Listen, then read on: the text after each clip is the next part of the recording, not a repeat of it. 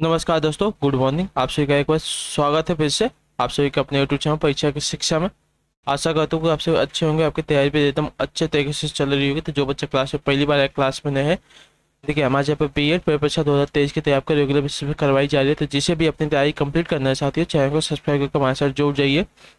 आपकी क्लासेस का समय देख लीजिए, सुबह 11 बजे जीके जीएस की क्लास, दोपहर को 2 बजे रीजनिंग क्लास, फिर देखिए इसके बाद शाम को 3 बजे कला की क्लास, उसके बाद शाम को 7 बजे सामान्य हिंदी क्लास। ये जो 4 क्लासेस है हमारे चैनल पर आप सभी को डेली बेसिस पे देखने को मिलती है।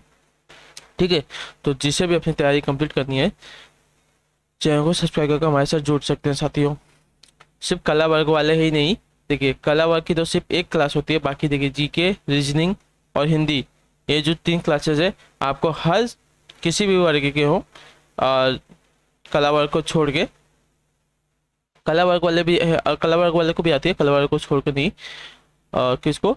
विज्ञान वर्ग वालों और वाणिज्य वालों और कला वर्ग, तीनों के लिए जो 3 क्लासेस होती है, तीनों के लिए इंपॉर्टेंट होती है। ठीक है, कला वर्ग वाले जिस तो आर्ट वाली स्ट्रीम वाली क्लास हो जाइए आपकी, लेकिन उसके अलावा भी देखिए जीके, रीजनिंग और हिंदी, ये आपको तीनों पेपर में पूछे जाते हैं, मतलब तीनों वर्ग में पूछे जाते हैं। तो आप हमारी क्लासेस आराम से अटेंड कर सकते हैं। ठीक है, अगर इस क्लास से अगर आप सभी को पीडीएफ चाहिए चाहते हैं तो देखिए नीचे टेलीग्राम चैनल का डिस्क्रिप्शन में लिंक दिया गया है, आप वहाँ से जुड़िए और वहाँ से इसकी जो पीडीएफ है उसको डाउनलोड कीजिए, और वहाँ पे देखिए आपको क्लास का नोटिफिकेशन, बाकी के अपडेट जो होते हैं वहाँ पे आपको दिए जाते हैं। ठीक है, और इसी के नीचे देखिए हमारे इंस्टाग्राम पर पेज दिया हुआ, तो आप हमें इंस्टाग्राम पर फॉलो कर लीजिए। तो चलेंगे क्लास स्टार्ट करेंगे आपकी समान ज्ञान की क्लास है, जीके जीएस की 50 क्वेश्चन की क्लास है, बहुत ही इंपॉर्टेंट। ध्यान से एक एक क्वेश्चन को देखते हुए चलेंगे और उत्तर देते हुए चलेंगे साथियों। पहला आपका दिया गया है, माउंट एवरेस्ट को फतह करने वाली पहली भारतीय महिला कौन थी, बताइए। माउंट एवरेस्ट को फतह करने वाली पहली भारतीय महिला कौन थी साथियों, इसका सही उत्तर क्या हो जाएगा? तो देखिए बछेंद्री पाल। ठीक है, जो ऑप्शन यहाँ पे ए वाला दिया गया आपका राइट आंसर। माउंट एवरेस्ट को फतह करने वाली पहली भारतीय महिला आपकी बछेंद्री पाल थी। इन्होंने देखिए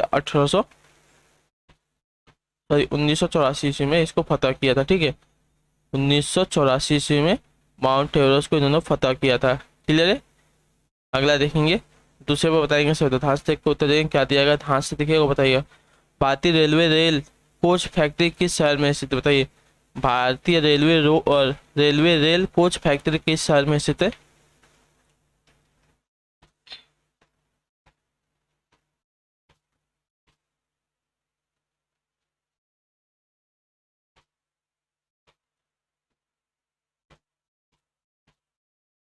ठीक है, कपूरथला में स्थित है। ठीक है, भारतीय रेलवे रेल कोच फैक्ट्री शहर आपका देखिए कपूरथला में स्थित है। तो जो ऑप्शन यहाँ पे बी बता दिया गया आपका, यहाँ पे राइट आंसर क्लियर साथियों, जो पंजाब राज्य में स्थित है, याद रखिएगा।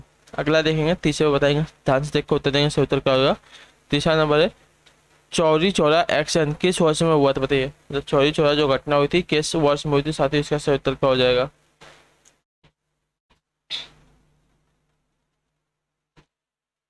तो देखिए जो चौरी चौरा घटना हुई थी फरवरी 1922 में घटित हुई थी। ठीक है, जो ऑप्शन यहाँ पे सी वाला दिया गया है, तीसरे पे आपसे का राइट आंसर हो जाएगा। ठीक है, उत्तर प्रदेश का एक जिला है चौरी चौरा, जहाँ पे देखिए जो गुस्साई भीड़ ने थाने में आग लगा दी और 22 पुलिस कर्मियों को जला दिया था इसमें।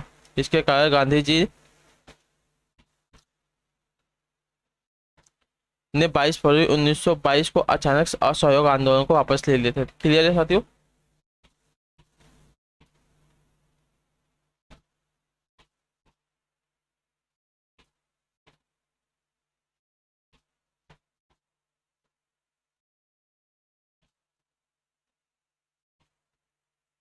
ठीक, अगला देखें साथियों क्या पूछा गया है, चौथा नंबर दिया गया आपका,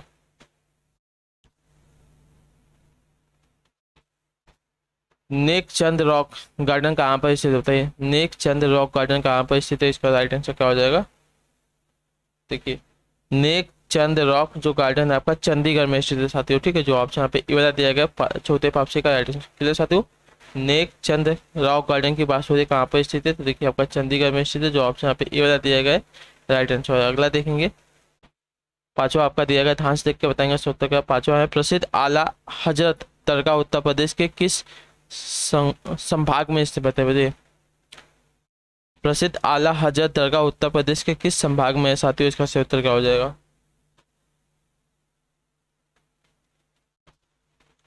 तो देखिए बरेली संभाग में। ठीक है, प्रसिद्ध आला हजरत दरगाह उत्तर प्रदेश के बरेली संभाग में है। तो जो ऑप्शन यहाँ पे ए बता दिया गया। पांचवें पे ऑप्शन का राइट आंसर। अगला क्वेश्चन देख लेंगे, ध्यान से देख के बताएंगे। छठवें पे राइट आंसर ध्यान से देखिएगा, बताइएगा। छठवा आपका दिया गया, निम्नलिखित में से किसने ऑस्ट्रेलियन ओपन 2022 पुरुष एकल फाइनल जीता था, बताइए।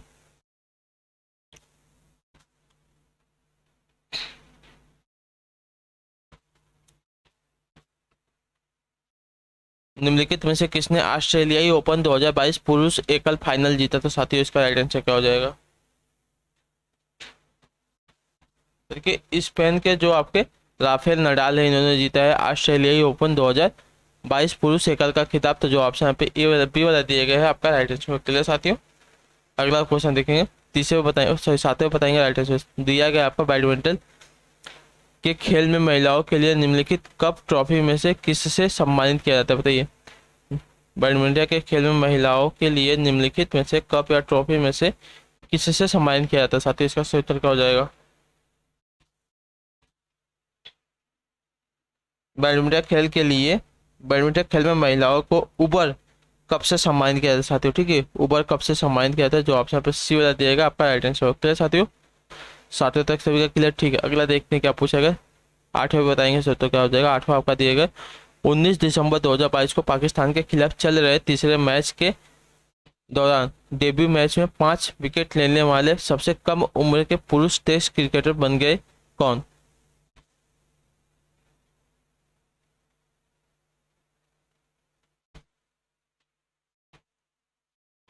19 दिसंबर 2022 को पाकिस्तान के खिलाफ चल रहे तीसरे मैच के दौरान डेब्यू मैच में 5 विकेट लेने वाले सबसे कम उम्र के पुरुष टेस्ट क्रिकेटर कौन बन गए साथियों? इसका सही उत्तर क्या हो जाएगा?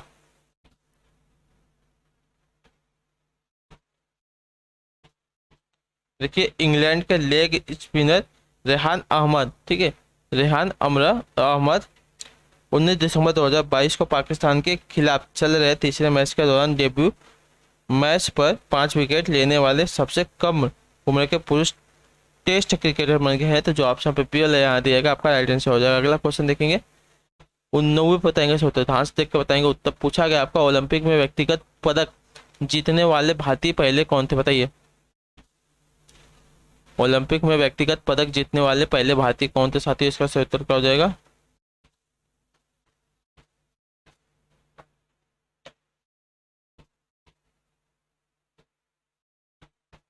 देखिए केडी जाधव, ठीक है। ओलंपिक में व्यक्तिगत पदक जीतने वाले पहले भारतीय आपके देखिए केडी जाधव है। तो जो ऑप्शन पे टी वाला दिया गया आपका राइट आंसर हो जाएगा। उन्होंने 1952 में ग्रीष्मकालीन ओलंपिक में कांस्य पदक जीता। उन्होंने 2001 में उन्हें 2001 में मरणोपरांत अर्जुन पुरस्कार से सम्मानित किया गया था, ठीक है। क्लियर यहाँ तक, ठीक है। अगला क्वेश्चन देखेंगे साथियों, 10वें बताएंगे। सिद्धांत देख को उत्तर देंगे क्या दिया गया आपका। 10वां आपका पूछा है, संविधान का कौन सा अनुच्छेद अल्पसंख्यकों के अपनी संसद के शिक्षण संस्थानों की स्थापना और प्रशासन के अधिकार की रक्षा करता है, बताइए। कौन सा अनुच्छेद अल्पसंख्यकों के अपनी पसंद के शिक्षण संस्थानों की स्थापना और प्रशासन के अधिकार की रक्षा करता है साथियों? कौन सा अनुच्छेद है? तो आपका उत्तर हो जाएगा साथियों अनुच्छेद 30 है, ठीक है। जो ऑप्शन पर टी वाला दिएगा आपका राइट आंसर हो जाएगा। अनुच्छेद 30 को भारतीय संविधान के भाग 3 के तहत वर्गीकृत किया गया है, जो भारत के नागरिकों को उनके धर्म, जाति और लिंग के बावजूद गारंटीकृत सभी मौलिक अधिकारों को स्पष्ट करता है। अनुच्छेद 30 अल्पसंख्यकों के शैक्षणिक संस्थानों की स्थापना और प्रशासन करने के अधिकार की पुष्टि भी करता है साथियों। क्लियर है, जो ऑप्शन यहाँ पर डी वाला देगा अनुच्छेद 30 आपका राइट आंसर। अगला देखेंगे 11वें पे बताएंगे, कोशिश करेंगे सिद्धांत को उत्तर देंगे। उत्तर क्या हो जाएगा, निम्नलिखित में से कौन सा अधिकार भारतीय संविधान के अनुच्छेद 32 के तहत लागू किया जा सकता है?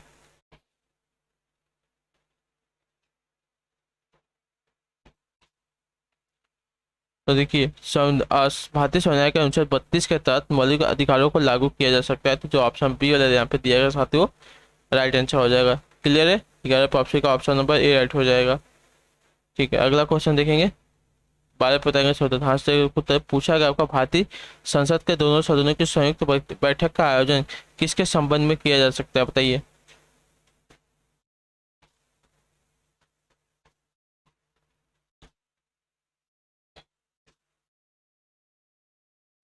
देखिए साधारण विधेयकों के संबंध में, ठीक है, जो ऑप्शन पे सी वाला दिएगा आपका राइट आंसर होगा। साधारण विधेयकों के संबंध में भारतीय संसद के दोनों सदनों की संयुक्त बैठक होती है, तो जो ऑप्शन पे सी वाला दिएगा आपका राइट आंसर। क्लियर साथियों, साधारण विधेयक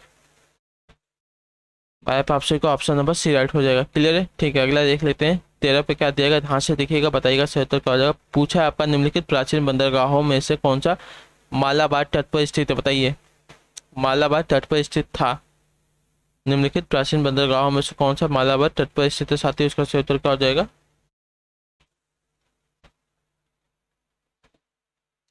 तो देखिए मुजिरिस, ठीक है, जो मुजिरिस है मालाबार तट पर स्थित था, तो जो ऑप्शन पे टी वाला दिएगा 13वें ऑप्शन का सही उत्तर हो जाएगा। क्लियर साथियों, ठीक, अगला क्वेश्चन देख लेंगे। 14 पे बताएंगे क्या पूछा गया आपका, बताने की कोशिश करेंगे। कोसी नदी किस राज्य में है साथी, बताइए। कोसी नदी किस राज्य में है, इसका सही उत्तर क्या हो जाएगा।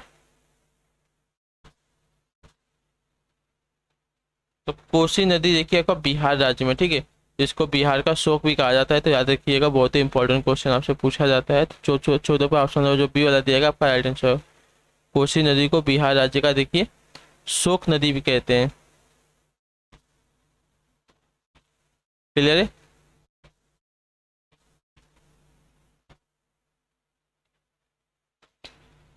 अगला क्वेश्चन देखिए साथियों, बताएंगे कोशिश करें। 15 पे बताएंगे सही उत्तर क्या हो जाएगा आपका। पूछा गया है आपका दक्षिणी गोलार्ध में निम्नलिखित में से कौन सा अक्षांश के समांतर है, बताइए। दक्षिणी गोलार्ध में निम्नलिखित में से कौन सा आपका अक्षांश के समांतर है, इसका राइट आंसर क्या हो जाएगा।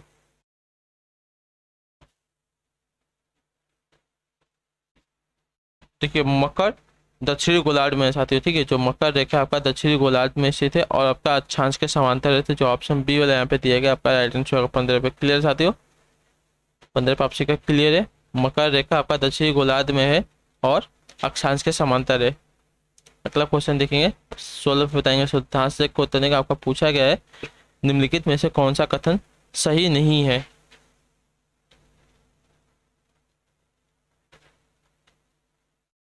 देखिए जो पहला कथन दिया गया है, मिश्रित खेती का अर्थ है एक ही खेती में कई फसलों की एक साथ खेती करना, आपका गलत कथन है साथियों, ठीक है, तो जो ऑप्शन पे ए दिया गया आपका सही उत्तर हो जाएगा। मिश्रित खेती क्या होती है, मिश्रित खेती एक प्रकार की खेती होती है जिसमें फसल उगाना और पशुधन बढ़ाना दोनों शामिल है। उदाहरण के लिए एक मिश्रित खेत गेहूं या राई जैसे अनाज की फसलें उगा सकता है और मवेशी भेड़ सुअर और मुर्गी भी रख सकता है साथियों। फसलों और पशुधन दोनों को एक ही खेत में संचालन में एकीकृत करके या स्टम विविधता प्राप्त की जा सकती है, उसे देखिए मिश्रित खेती कहते हैं। क्लियर है, तो जो ऑप्शन पे ए वाला दिया गया है आपका सही कथन नहीं है। एक ही खेत में कई फसल की एक साथ खेती करना आपका मिश्रित खेती का अर्थ नहीं होता है। क्लियर, मिश्रित खेती मतलब खेती के साथ साथ पशुपालन भी देखिए आपका आता है, उसको मिश्रित खेती कहते हैं। अगला क्वेश्चन देखेंगे, 17 बताएंगे 70 का ध्यान से देखकर उत्तर देंगे। 17 आपका पूछा है भारत के संविधान का अनुच्छेद 301 किससे संबंधित है। तो देखिए संपत्ति के अधिकार से संबंधित है। क्लियर साथियों, भारत के संविधान का अनुच्छेद 300 संपत्ति का अधिकार से संबंधित है, जो ऑप्शन पे टी वाला दिएगा आपका राइट आंसर होगा। क्लियर साथियों,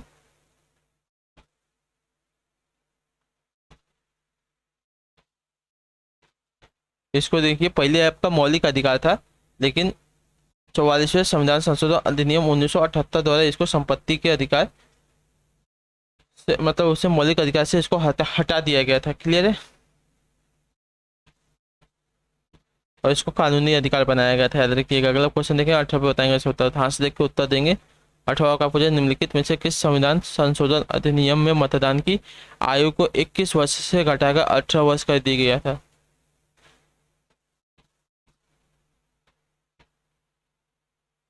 तो देखिए 61वां संविधान अधिनियम 1988 के तहत, ठीक है, जो ऑप्शन यहाँ पे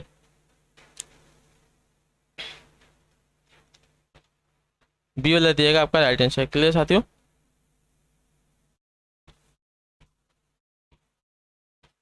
भारत के संविधान का 61वां संशोधन संविधान मतलब 61वां संशोधन अधिनियम 1988 में लोकसभा और राज्यसभा की विधानसभाओं के चुनाव की मतदान आयु 21 वर्ष से घटाकर 18 वर्ष कर दी गई थी साथियों।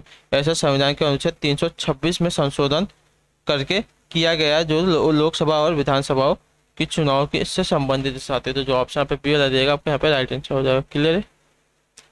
ठीक है, अगला क्वेश्चन देख लेते हैं क्या दिया, ध्यान से देख के बताएंगे। 19 पे पूछा आपका क्वेश्चन नंबर 19 है, एक कंप्यूटर द्वारा किसी डिस्क से प्राइमरी स्टोरेज में डेटा के हस्तांतरण के लिए अनुरोध करने के बीच का अंतराल और इस ऑपरेशन के पूरा होने के अनुरोध को क्या कहा जाता है, बताइए।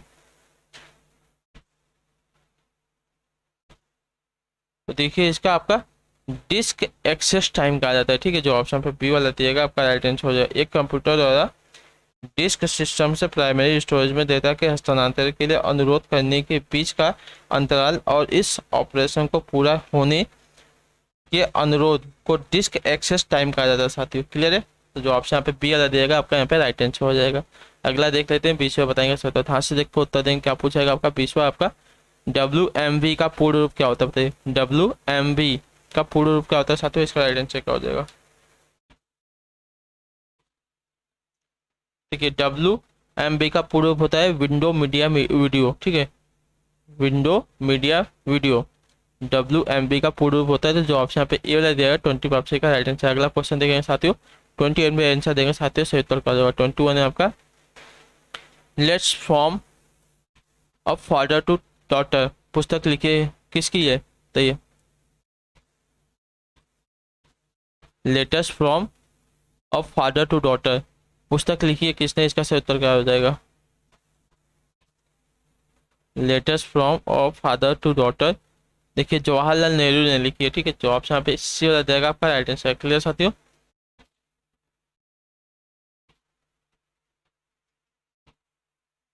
ठीक है, पिता से उनकी बेटी को पत्र, जवाहरलाल नेहरू द्वारा उनकी बेटी इंदिरा गांधी प्रियदर्शनी को लिखे गए पत्र का एक संग्रह है साथियों। तो जो ऑप्शन यहाँ पे सी वाला दिएगा आपका यहाँ पर राइट आंसर हो जाएगा। अगला क्वेश्चन देखें 22 पे बताएंगे सो, तो ध्यान से देख के उत्तर देंगे। 22 पे से उत्तर कर जाएगा साथियों। पूछा आकार निम्नलिखित में से कौन सी पुस्तक मार्गरेट एटवुड द्वारा लिखी गई है, बताइए। निम्नलिखित में से कौन सी पुस्तक है जो मार्गरेट एटवुड द्वारा लिखी गई साथियों, इसका सही उत्तर क्या हो जाएगा। देखिए आपकी लिखी गई है the handmaid's tale, the testaments और द ब्लाइंड ऑप्शंस। उपयुक्त में से सभी, तो जो ऑप्शन पे टी वाला दिएगा आपका राइट आंसर। तीनों की जो पुस्तक है आपकी किसके द्वारा, तो देखिए मार्गरेट एटवुड द्वारा लिखी गई साथियों। क्लियर है?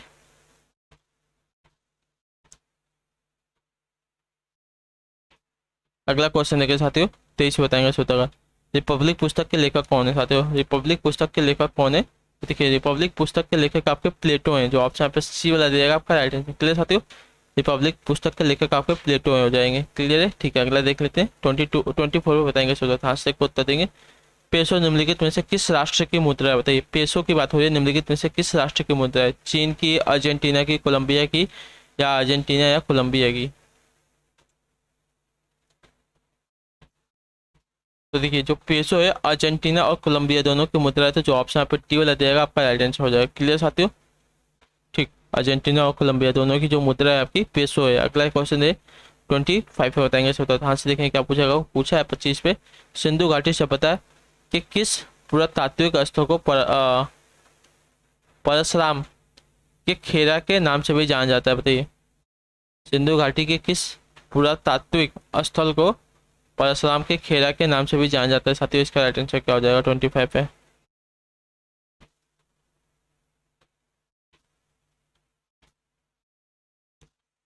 देखिए आलमगीरपुर को। ठीक है, जो ऑप्शन यहाँ पे ए वाला दिया आपका राइट आंसर। आलमगीरपुर उत्तर प्रदेश के मेरठ जिले में सिंधु घाटी सभ्यता का एक और प्रमुख पुरातात्विक स्थल है। तो जो ऑप्शन पे ए वाला दिएगा आपका राइट आंसर हो जाएगा, जिसको देखिए परशुराम के खेरा के नाम से भी जाना जाता है। तो जो ऑप्शन पे ए वाला दिएगा आपका यहाँ पे राइट आंसर हो जाएगा, परशुराम के खेरा के रूप में भी इसको जाना जाता है। क्लियर है?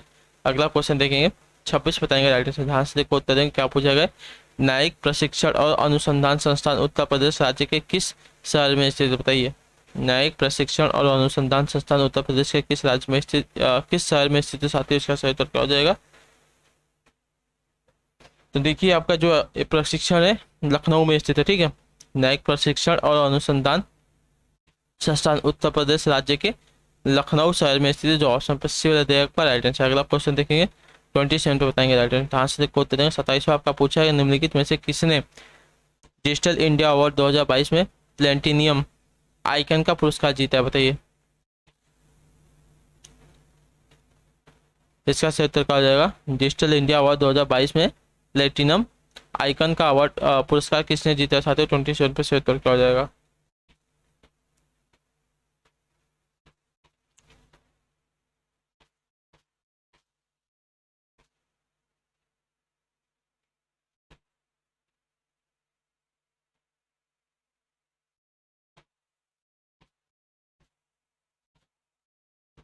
देखिए आवास और शहरी मामलों के मंत्रालय के स्मार्ट सिटीज मिशन, ठीक है, स्मार्ट सिटीज मिशन ने डिजिटल इंडिया अवार्ड 2022 में प्लेटिनम आइकन का पुरस्कार जीता है। तो याद रखिएगा स्मार्ट सिटीज मिशन 2022 में किसका, और डिजिटल इंडिया अवार्ड में प्लेटिनम आइकन का पुरस्कार जीता है। याद रखिए जो ऑप्शन सी वाला देगा 27 पे आपसे का सही उत्तर। अगला क्वेश्चन देंगे साथियों 28 पे बताइएगा सही उत्तर। स्वास्थ्य सुविधा रजिस्टर के विभिन्न स्वास्थ्य सुविधाओं को जोड़ने के लिए किस राज्य को आयुष्मान उत्कृष्ट पुरस्कार 2022 से सम्मानित किया गया था, बताइए। सही उत्तर क्या हो जाएगा साथियों। तो देखिए उत्तर प्रदेश राज्य को, ठीक है, जो ऑप्शन पे बी देगा आपका राइट आंसर। स्वास्थ्य सुविधा रजिस्टर के विभिन्न स्वास्थ्य सुविधाओं को जोड़ने के लिए उत्तर प्रदेश से को आयुष्मान उत्कृष्ट पुरस्कार 2022 से सम्मानित किया गया है। तो जो ऑप्शन पे बी देगा आपका राइट आंसर। क्लियर साथियों, ठीक। अगला क्वेश्चन देखेंगे 29 पे बताएंगे इसमें तो क्या हो जाएगा। यक्षगान किस राज्य से संबंधित नृत्य, बताइए। तो यक्षगान देखिए आपका कर्नाटक राज्य से संबंधित नृत्य, तो जो ऑप्शन पे डी वाला दिएगा आपका राइट आंसर। क्लियर साथियों, ठीक है। अगला क्वेश्चन देंगे 30 पे बताएंगे राइट आंसर। ध्यान से देखो उत्तर देंगे। 30वां आपका पूछा गया है उत्तर प्रदेश सरकार द्वारा केला महोत्सव का आयोजन कहाँ किया गया था, बताइए। उत्तर प्रदेश सरकार द्वारा केला महोत्सव का आयोजन कहाँ किया गया था साथियों। इसका राइट आंसर क्या हो जाएगा। तो देखिए आपका कुशीनगर में, ठीक है, जो ऑप्शन पे सी वाला देगा आपका राइट आंसर हो जाएगा। उत्तर प्रदेश सरकार ने कुशीनगर में एक केला महोत्सव का आयोजन किया जिसमें कम से कम 35 किसानों और उद्यमियों की भागीदारी देखी गई। क्लियर साथियों, तो जो ऑप्शन पे सी वाला देगा आपका राइट आंसर हो जाएगा कुशीनगर में। अगला क्वेश्चन देखेंगे 31 से बताएंगे राइट आंसर। ध्यान से देखिएगा क्या पूछेगा। सदिश व भौतिक राशि है जिसमें क्या होता है।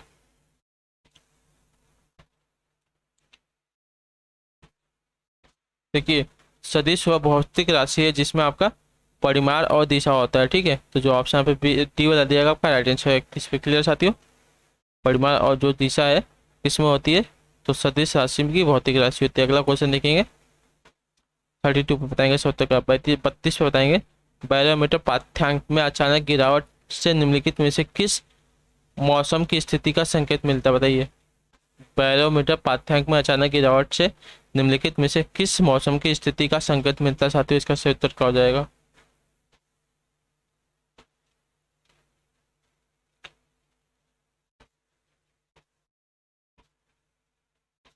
तूफानी मौसम का साथियों, जो ऑप्शन बी वाला दिएगा आपका राइट आंसर होगा। क्लियर है, बैरोमीटर पाठ्यांक में अचानक गिरावट से तूफानी मौसम का संकेत मिलता है साथियों। क्लियर है। अगला क्वेश्चन देखेंगे 33 पे बताएंगे राइट आंसर क्या हो जाएगा। 33 नंबर रासायनिक यौगिक CaOCl2 को सामान्यतः क्या कहा जाता है, बताइए। रासायनिक यौगिक CaOCl2 को सामान्यतः क्या कहा जाता है। इसका राइट आंसर क्या हो जाएगा।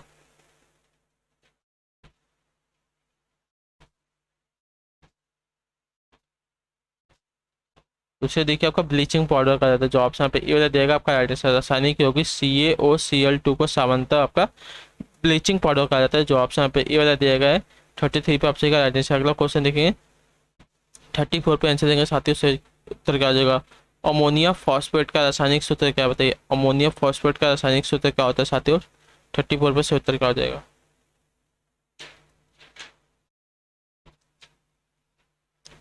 अमोनिया फॉस्फेट का देखिए रासायनिक सूत्र है NaH4 3PO4, जो ऑप्शन पे ए वाला देगा आपका राइट आंसर। क्लियर साथियों, अमोनिया फॉस्फेट का रासायनिक सूत्र क्या होता है, तो NH4 3PO4। क्लियर है। जो ऑप्शन पे ए वाला देगा आपका अमोनियम फॉस्फोरस का रासायनिक सूत्र साथियों, याद रखिएगा। क्लियर है। अमोनियम फॉस्फोरस का रासायनिक सूत्र आप सभी को क्लियर होगा। ठीक, अगला क्वेश्चन है 35 में बताएंगे सत्तर का, ध्यान से देखकर उत्तर देंगे। 35 नंबर है, ध्यान से पढ़िएगा, बहुत बड़ा क्वेश्चन है। पहले आपका दिए, ठीक है। मलेरिया परजीवी की क्लोरोसिन जैसी औषधियों के प्रति व्यापक प्रतिरोधक क्षमता पनपने के कारण मलेरिया से लड़ने के लिए मलेरिया वैक्सीन विकसित करने के प्रयत्न किए जा रहे हैं। एक प्रभावी मलेरिया वैक्सीन विकसित करने में क्या कठिनाई है बताइए। एक प्रभावी मलेरिया वैक्सीन विकसित करने में क्या कठिनाई होती है साथियों, इसका सही उत्तर क्या हो जाएगा।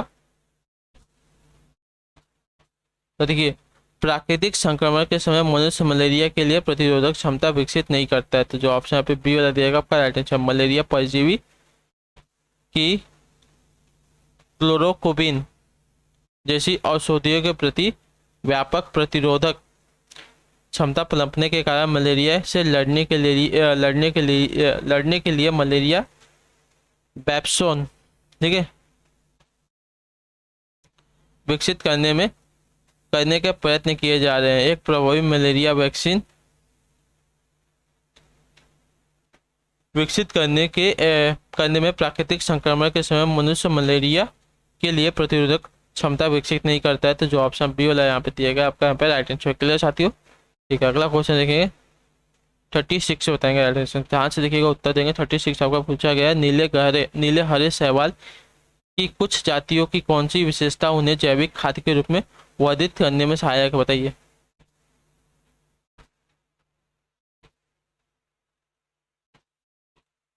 देखिए, उनमें ऐसी क्रियाविधि होती है जो वायुमंडलीय नाइट्रोजन को ऐसे नए रूप में परिवर्तित कर देती है जिसे फसल के पौधे आसानी से ग्रहण कर सकते हैं। क्लियर साथियों।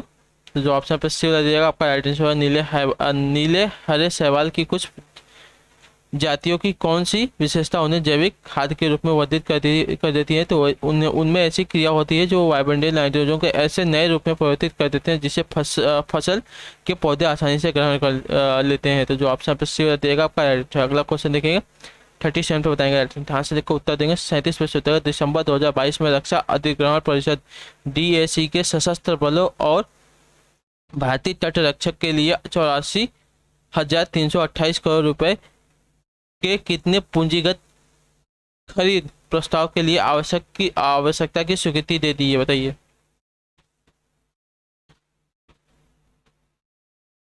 देखिए 24, ठीक है, आपका राइट आंसर हो जाएगा साथियों। रक्षा अधिग्रहण परिषद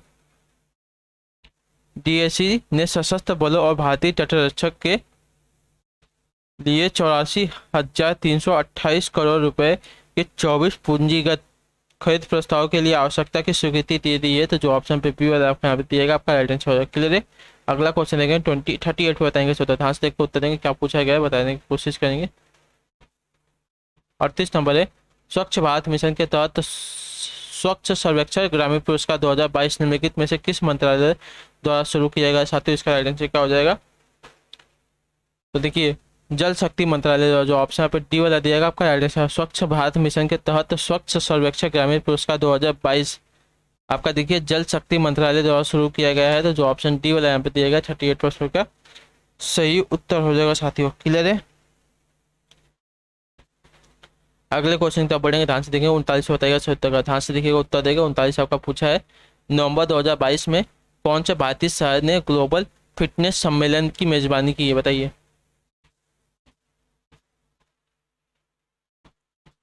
तो देखिए, मुंबई शहर ने। जो ऑप्शन पे ए वाला दिया आपका राइट आंसर। क्लियर साथियों। वर्ष 2022 में भारतीय शहर मुंबई ने ग्लोबल फिटनेस नहीं है, फिनटेक है, ग्लोबल फिनटेक सम्मेलन की मेजबानी की है 2022 में मुंबई शहर ने। ठीक है। जो ऑप्शन पे ए वाला देगा 39 पे आपसे का। अगला क्वेश्चन देंगे 40 पे बताएंगे उत्तर। ध्यान से देखेंगे, उत्तर देंगे। 40 पे से उत्तर क्या हो जाएगा। किस संगठन ने 2022 में वैश्विक जलवायु की अस्थायी स्थिति रिपोर्ट जारी की है।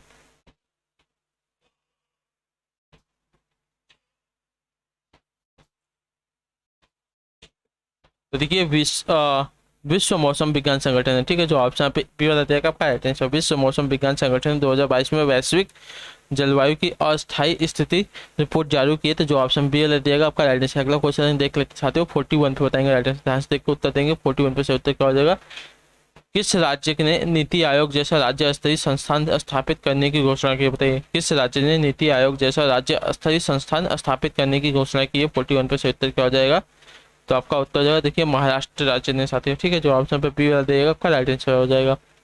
अगला क्वेश्चन देख लेते 42 पे बताएंगे सब, तो ध्यान से देखेंगे क्या उत्तर हो जाएगा। हर वर्ष राष्ट्रीय विज्ञान दिवस कब मनाया जाता है? तो देखिए 28 फरवरी को, ठीक है। जो ऑप्शन पे टी वाला देगा आपका राइट आंसर हो जाएगा। क्लियर साथियों, राष्ट्रीय विज्ञान दिवस हर वर्ष 28 फरवरी को मनाया जाता है साथियों। क्लियर है। अगला क्वेश्चन देखेंगे 43 पे बताएंगे उत्तर। ध्यान से देखो उत्तर देंगे। 43 पे से उत्तर क्या हो जाएगा, विश्व कपास दिवस 2022 का विषय क्या था? बताइए, विश्व कपास दिवस 2022 का विषय क्या है साथियों? इसका सही उत्तर क्या हो जाएगा, देखिए विश्व कपास दिवस 7 अक्टूबर को मनाया जाता है। इस वर्ष अंतर्राष्ट्रीय कार्यक्रम के तीसरी वर्ष गांठ मनाई जाती है और इसका जो उद्देश्य है, विषय है कपास के लिए बेहतर भविष्य की बुनाई, ठीक है। जो ऑप्शन पे ए दिया गया विश्व कपास 2022 का विषय कपास के लिए बेहतर भविष्य की बुनाई है, तो जो ऑप्शन पे ए वाला दिया गया है 43 पे ऑप्शन का राइट आंसर। अगला क्वेश्चन देखेंगे 44 पे बताएंगे सर, तो ध्यान से देखो उत्तर देंगे क्या पूछा गया, आंसर देंगे साथियों। 44 नंबर, सिंधु सभ्यता के बारे में निम्न से कौन सा कथन असत्य है?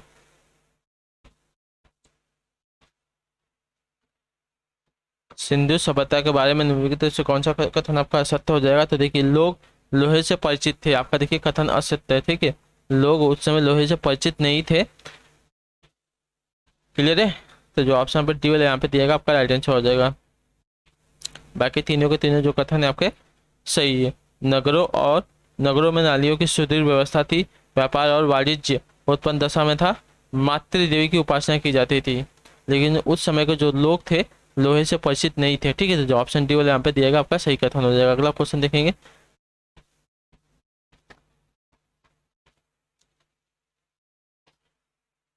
45 पे उत्तर देंगे। 16 महाजनपद के युग में मथुरा किसकी राजधानी है? बताइए, 16 महाजनपद के युग में मथुरा किसकी राजधानी है साथियों? इसका सही उत्तर क्या हो जाएगा,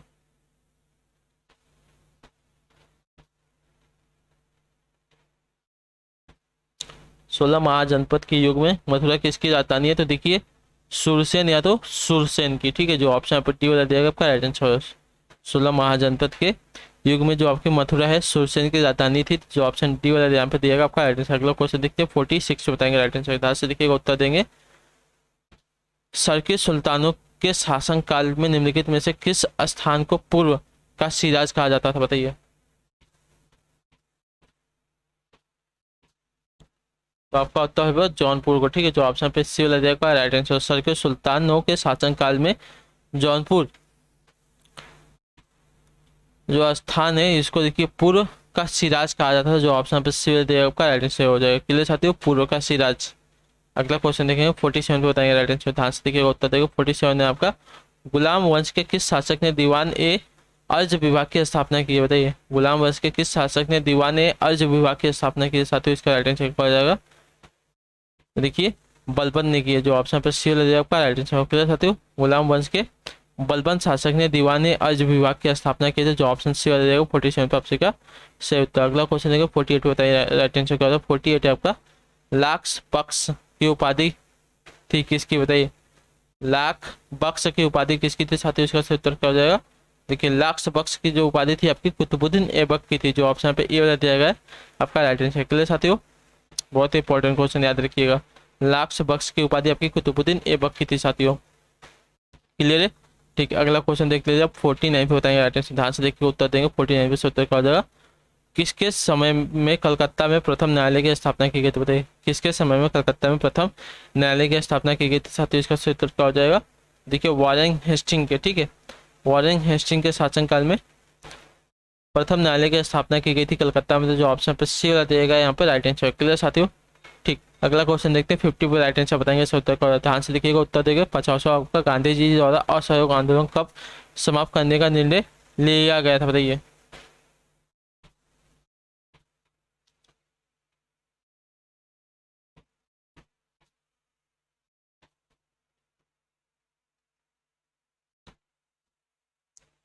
देखिए, गांधी जी द्वारा असहयोग आंदोलन को समाप्त करने का निर्णय आपको 12 फरवरी 1922 में लिया गया था साथियों। क्लियर, जो ऑप्शन पे ए वाला रहेगा आपका राइट आंसर। क्लियर साथियों, वही जो आपका चौरी चौरा कांड हुआ था उसी के बारे में है। तो उसके बाद उन्होंने अपना असहयोग आंदोलन वापस ले लिया था साथियों। क्लियर है, ठीक। तो इसी के साथ जो आपके यहाँ पे क्लास है जीके जीएस के आज के यहाँ पे कंप्लीट होती है साथियों। आई होप कि क्लास अच्छी लगी। आपका कोई भी डाउट हो, किसी भी क्वेश्चन में कमेंट करके पूछ लीजिए, उसका आपको आंसर जरूर मिलेगा साथियों। क्लियर, और क्लास आपको कैसी लगी वो भी कमेंट करके हमको बताइएगा। बाकी क्लास अच्छी लगी हुई तो क्लास को लाइक करके चैनल को सब्सक्राइब करके जाइएगा। हम आपसे मिलेंगे आपकी अगली क्लास में, तब तक के लिए टाटा बाय बाय, जय हिंद जय भारत। आपसे क्लास से जुड़ने के लिए बहुत बहुत धन्यवाद साथियों।